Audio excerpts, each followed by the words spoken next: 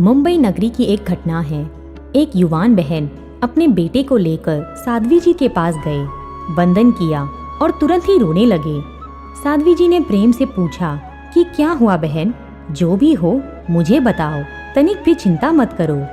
बहन बोले, साध्वी जी भगवंत, ये मेरा इकलौता बेटा है। उसकी उम्र 12 साल की है। कुछ समय पहले ही वो बीमार हुआ था। रिपोर्ट निकलवाए तो पता चला कि उसे लास्ट स्टेज का कैंसर है। वो अब कुछ महीनों का ही मेहमान है। साध्वी जी तो सुनकर दंग रह गए। ये क्या, इतनी छोटी सी उम्र में कैंसर?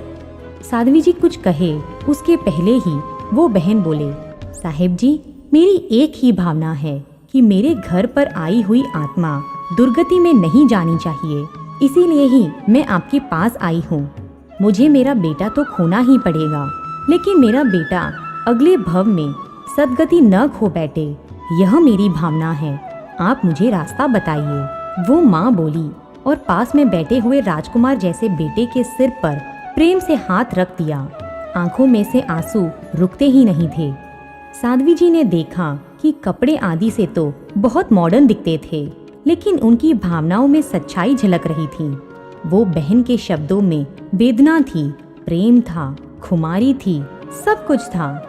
साध्वी जी ने कहा, देखो बहन, आपकी भावना तो बेहतरीन है, लेकिन उसके लिए आपको बहुत बलिदान देना पड़ेगा। सबसे पहले बात तो ये कि हृदय को पत्थर बनाना पड़ेगा। ये बच्चे के सामने कभी भी रोना नहीं। आपको दुखी देखकर वो भी दुखी होगा, वो भी रोएगा। ये नहीं होना चाहिए। बोलो, मंजूर है? बहन बोले, साहिब जी, मैं इसकी माँ हूँ। इसकी वेदना को देखकर मुझे रोना आएगा ही। यह कैसे संभव है? फिर भी मैं आपको वादा करती हूँ कि मन को कठोर बनाऊंगी। इसके सामने कभी भी रोऊंगी नहीं। यदि मन भर भी जाए और अपने आप को नहीं रोक पाऊँ तो अकेली रो लूंगी। अब साध्वी जी ने रास्ता बताया। पहला, हर रोज बच्चे को प्रभु की उत्तम भक्ति करवाओ, अष्ट प्रकारी पूजा करवाओ। दूसरा, बुक्स में से उसे अच्छी कहानियाँ सुनाओ। उसमें भी जो महापुरुष मरते वक्त भयानक पीड़ा में भी एकदम प्रसन्न रहते हैं, उनको ऐसी कहानियाँ बराबर सुनाओ। तीसरा, बच्चा जो बेडरूम में सोता हो, वहाँ चारों ओर परमात्मा के, गुरु भगवंत के, महान तीर्थों के बड़े बड़े पोस्टर चिपका दो। बच्चा कहीं पर भी नजर डाले, उसे प्रभु, गुरु, तीर्थ ही दिखने चाहिए। चौथा, जब कैंसर बढ़ेगा, बच्चे को बेड रेस्ट होना पड़ेगा, तब ये पोस्टर ही उसका सहारा बनेंगे। बहन ने घर जाकर पति को कह दिया कि जब तक मेरा बेटा जिंदा है, तब तक आप यही समझना कि मैं आपके लिए मर गई हूँ। समाज के फंक्शंस हो या कुछ भी हो, कोई भी जगह पर आपको अकेले ही जाना पड़ेगा। न तो मैं बेटे को छोड़कर आऊंगी, ना ही बेटे को लेकर। अब मेरा पूरा टाइम सिर्फ मेरे बेटे की आराधना के लिए है और बहन की साधना का प्रारंभ हुआ। पहला, हर रोज उत्तम द्रव्यों से प्रभु भक्ति करवाने लगे। दूसरा, हर रोज साधु साध्वी जी के पास ले जाते, उनका वासक्षेप करवाते, उनके मुख से आशीष वचन सुनाते। तीसरा, जब भी साधु साध्वी भिक्षा लेने आए, तब बेटे के हाथों से भिक्षा दिलवाते। चौथा, गरीबों को दान करवाते। पांचवा, साधार्मिकों की भक्ति करवाते। कैंसर की पीड़ा बढ़ने लगी, साथ साथ में बेटे की खुशी भी बढ़ने लगी। आखिर में शरीर ने शरीर का काम किया। बच्चे का स्वास्थ्य इतनी हद तक बिगड़ा कि उसको संपूर्ण बेड रेस्ट होना पड़ा। बहन ने रूम की हर एक दीवार पर, छत पर बड़े बड़े पोस्टर चिपका दिए थे, इसीलिए बच्चे को बार बार उन सब के ही दर्शन होते। बहन कठोर बने। रूम के दरवाजे पर बोर्ड लगा दिया।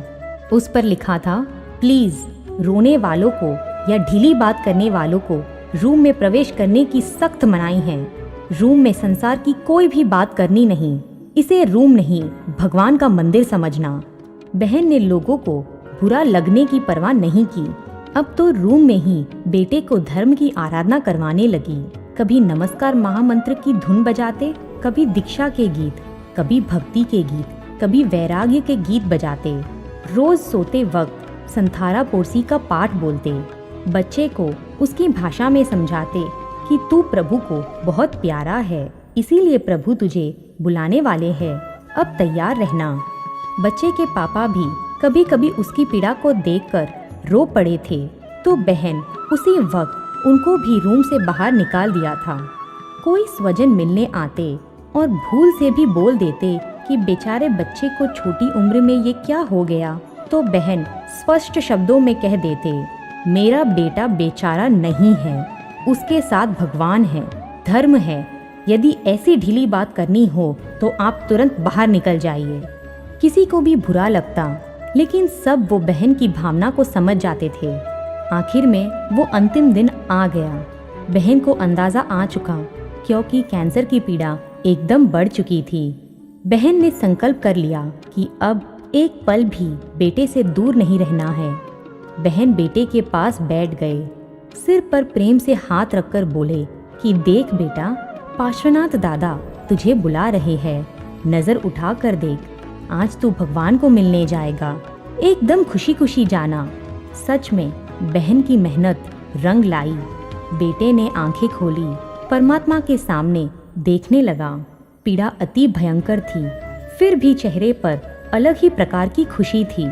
बहन मधुर स्वर में गाने लगे, चत्तारी मंगलम, अरिहंता मंगलम, सिद्धा मंगलम, साहू मंगलम, केवली पन्नतो धम्मो मंगलम। बच्चे ने अपने आप ही 2 हाथ जोड़ दिए। बहन की नज़र सतत बेटे के मुंह पर मंडराई हुई थी। पल पल का हिसाब चल रहा था। अचानक बच्चे को हिचकी आई, मुंह में से खून निकलने लगा। पीड़ा तीव्र हो गई। उसी वक्त पीछे किसी के रोने की आवाज़ सुनाई दी। बहन ने सख्ताई से पीछे की ओर देखा। खुद उनके पति यानी कि बच्चे के पापा ही रो पड़े थे। बेटे की यह हालत वो देख नहीं पाए। बहन ने एक अक्षर भी बोले बिना नज़रों से ही आदेश दे दिया, प्लीज़ यदि रोना रोक नहीं सकते हो तो रूम में से बाहर निकल जाइए, बेटे की मौत बिगाड़ो मत। पति तुरंत ही रूम से बाहर निकल गए। एक तरफ बहन खून साफ करते रहे, दूसरी तरफ पवित्र शब्दों में वापस उच्चारण शुरू किया, चत्तारी लोगुत्तमा, अरिहंता लोगुत्तमा, सिद्धा लोगुत्तमा, साहू लोगुत्तमा, केवली पन्नतो धम्मो लोगुत्तमा। बच्चे को दूसरी बार हिचकी आई। इस बार तो खून की वॉमिट ही हो गई। बहन ने तुरंत ही अपने हाथों में खून की वॉमिट ले ली, फिर नीचे पड़े हुए बाउल में डाल दी। वहाँ खड़े हुए लोगों ने आंखें बंद कर दी। खुली आंखों से यह दृश्य देखना उनके लिए असंभव था। सबके मन में एक ही विचार था, क्या ऐसी भी माँ हो सकती है? बहन समय गंवाना नहीं चाहते थे। उनके पास अभी खून का हिसाब करने का समय ही कहाँ था। बस एक ही धुन लेकर बैठे थे वो बहन, मेरा बेटा समाधि से मरना चाहिए। एक तरफ खून साफ करते गए और दूसरी तरफ आगे बोलते गए, चत्तारी शरणम पवज्झामि, अरिहंते शरणम पवज्झामि, सिद्धे शरणम पवज्झामि, साहू शरणम पवज्झामि, केवली पन्नतम धम्मम शरणम पवज्झामि। बहन की आवाज़ में मधुरता थी, सच्चाई थी। हृदय में तो आंसू का महासागर भरा हुआ था, लेकिन बहन ने बाहर एक भी आंसू गिरने नहीं दिया।